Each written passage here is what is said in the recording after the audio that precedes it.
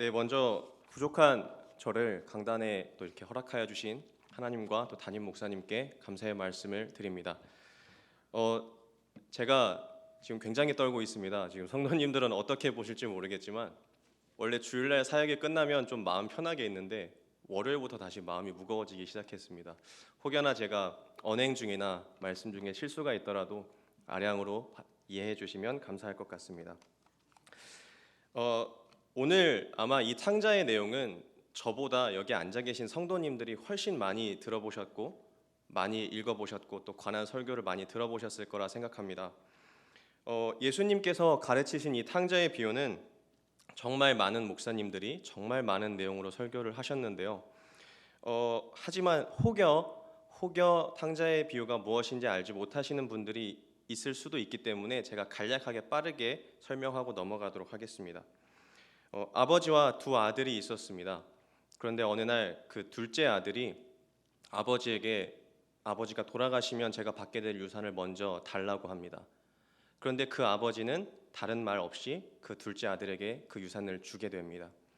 그 아들은 그 유산을 받자마자 먼 나라로 떠났다고 성경에 써 있습니다. 그리고 허랑방탕했다고 성경에 써 있습니다.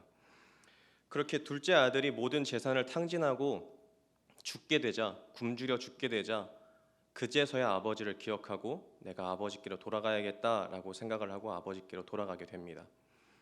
자신은 이제 염치가 없어서 이제 내가 아버지를 내 아버지의 아들로 섬기는 것이 아니라 내가 이제 종으로 섬기겠다라고 아버지에게 말씀을 드리지만 아버지는 그런 말에는 신경 쓰지 않으시고 가락지를 끼워주시고 발에 신을 신겨주시면서 바로 아들의 지위를 다시 회복시켜주시고 그 아들을 위해서 이 아들은 죽었다 내가 얻은 아들이다 라고 하시면서 송아지를 잡고 축제를 열어 그 모든 것들을 환영해 주십니다. 보통 이 본문의 내용을 가지고 목사님들이 많이 설교를 하셨을 줄 압니다. 저 또한 어렸을 때서부터 그런 설교를 듣고 많이 자랐습니다. 이것에 대해서 하나님에 대한 사랑, 하나님께서 우리를 향하신 사랑을 많이 들을 때마다 참 감동이 되고 은혜가 되고 그 사랑에 가슴이 먹먹해짐을 우리는 느꼈습니다. 근데 이 당시에 또한 이 아들은 어떠한 상황인가 하면 보통 아들이 아버지에게 먼저 유산을 달라고 하는 것은 그냥 유산을 달라는 개념이 아니라 내가 아버지가 빨리 돌아가셨으면 좋겠습니다라는 이 당시의 문화를 반영하고 있습니다. 그리고 그 당시의 율법을 보면 이런 패역한 자식은 돌로 쳐 죽이라라고 성경에 말씀하고 계십니다.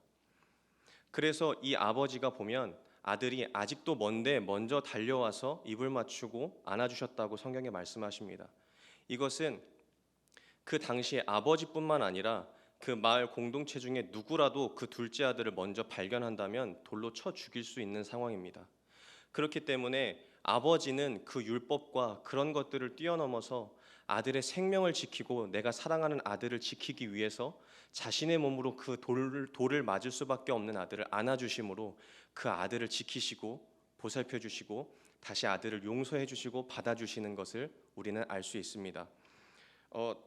그런데 제가 오늘 하고자 하는 말씀의 내용은 아까 본문에서 읽었던 것처럼 이 둘째 아들에 관한 내용이 아니라 오늘 이 맏아들에 관한 내용을 성도님들과 같이 나눴으면 좋겠습니다.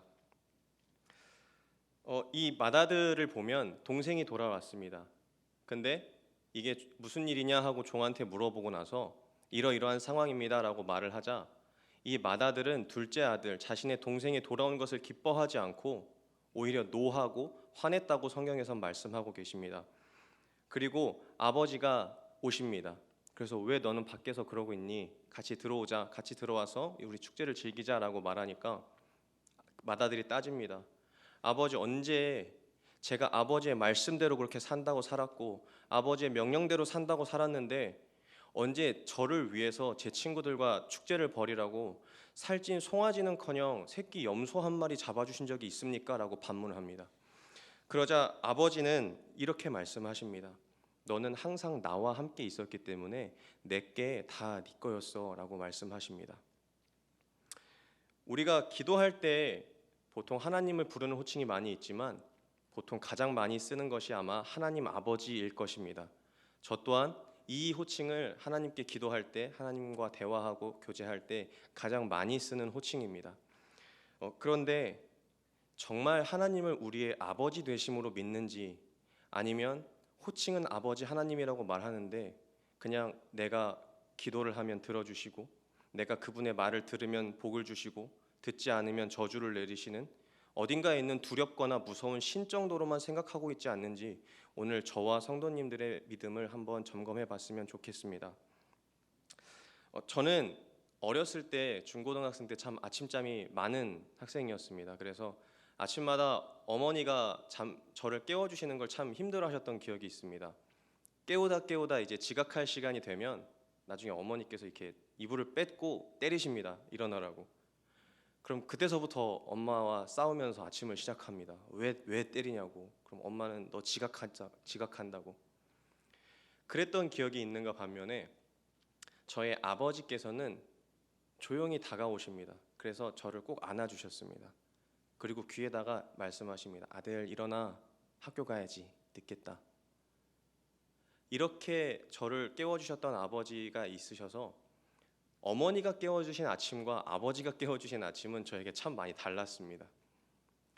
또한 그랬던 기억이 있는가 반면에 이제 제가 대학생이 되었을 때 제가 부모님께서 주신 용돈을 다 써버리고 모자라서 쭈뼛쭈뼛 전화를 합니다.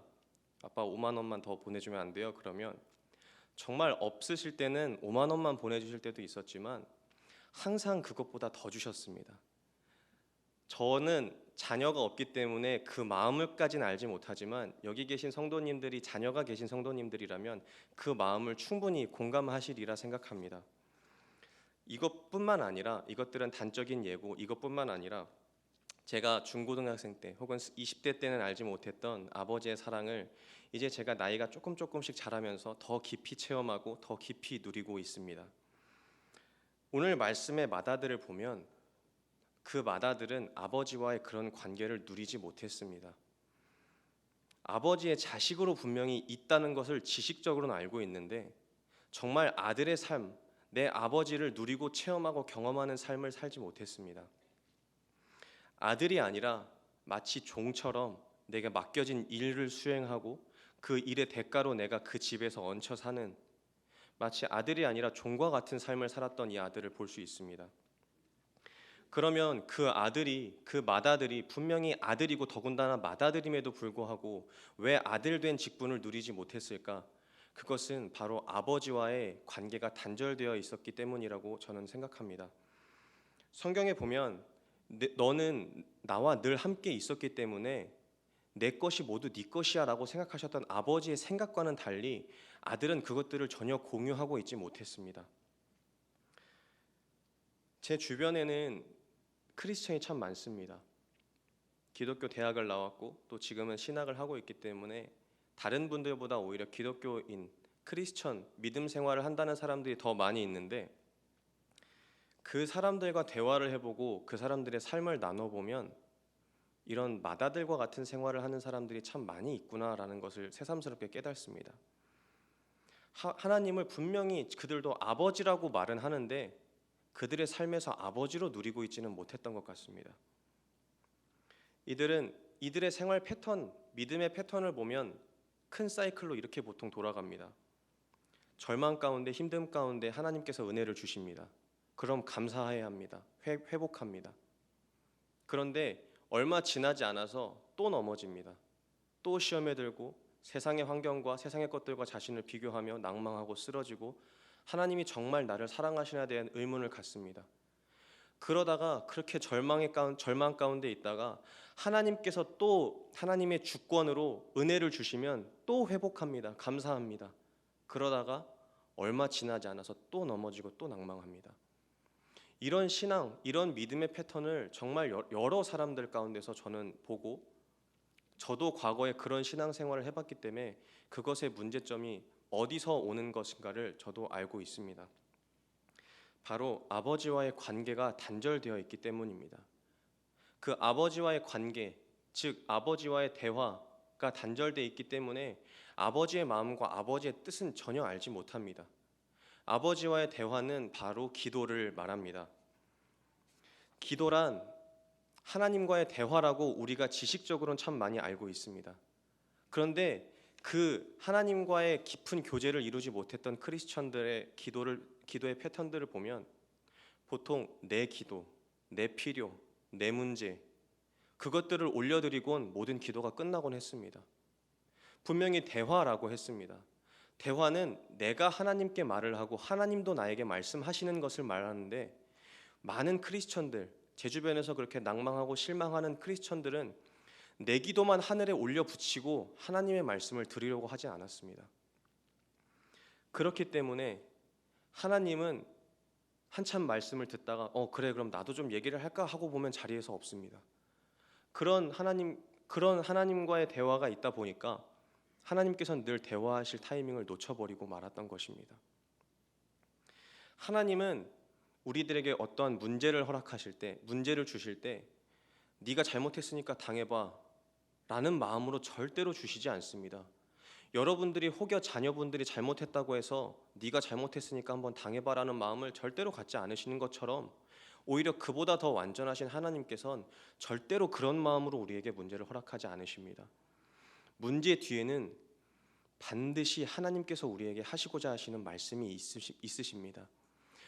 정말 기도의 자리로 나오지 않고 기도의 자리로 나왔는데 자신의 문제만 밀어붙이고 떠나가니까 하나님께서는 우리에게 말씀을 하시고 기도의 자리로 이끌고자 하시기 때문에 그 문제를 허락하시는 것입니다.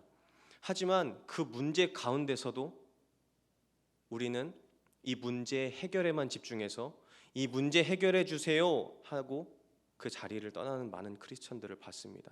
저 또한 그런 경험이 너무나도 많이 있습니다. 우리는 그 문제에 집중할 것이 아니라 이 문제를 주신 하나님께서 이 문제를 왜 나에게 주셨나, 그 마음에 집중해 봐야 될 필요성이 있는 것 같습니다. 하나님께서는 말씀하십니다. 너희는 먼저 그의 나라와 그의 의를 구하라, 그리하면 그 모든 것을 더하신다라고 성경에 분명히 말씀하셨는데, 하나님, 우리는 끊임없이 하나님의 말씀과 하나님의 뜻을 구하기보단 하나님 이 문제, 내 필요, 내 물질 이런 것들만 구하고 있는 기도는 아니었는지 한번 되돌아봤으면 좋겠습니다. 이것이 바로 마다들처럼 사랑을 깨닫지 못했던 우리들의 모습이 아닌가 한번 생각해 보게 되었습니다. 아버지의 사랑을 깨닫지 못하니까 누리지 못하고, 누리지 못하니까 하나님을 아버지가 아닌 옆집 아저씨 혹은 두려운 신 정도로만 우리가 의식하고 있는 것입니다. 또한 우리는 하나님께서 우리의 마음, 상황을 누구보다 잘 아신다고 끊임없이 입술로 고백합니다. 그래서 저 또한 어렸을 때 혹은 제가 신학을 하기 전 뮤지컬을 할 때 이런 생각을 참 많이 해봤습니다. 하나님을 믿는다고 하는데, 그리고 그 말씀대로 살려고 나름 노력하고 남들보단 조금 나은 삶을 사는 것 같은데 왜 모든 것을 풍족하게 주시지 않을까? 내가 하나님을 믿어서 일이 잘 되고 하나님을 믿어서 성공하고 그런 모습을 나뿐만 아니라 내 주변 사람들에게 보여줘야, 특히 믿지 않는 사람들에게 보여줘야 하나님 믿으면 잘 된다, 나 봐라, 이렇게 말하고 내가 전도할 수 있는 거 아닌가라는 의문을 정말 오랜 시간 동안 품었습니다. 그런데 기도 가운데 하나님께서 그것이 아니라고 저에게 말씀해 주셨습니다. 너무 자주 듣는 얘기지만 한 가지 예를 들어보고자 합니다. 한 7살 아니 한 3, 4살짜리 꼬마 아이한테 어느 날 100만 원이란 큰 돈이 생겼다고 생각해 봤으면 좋겠습니다.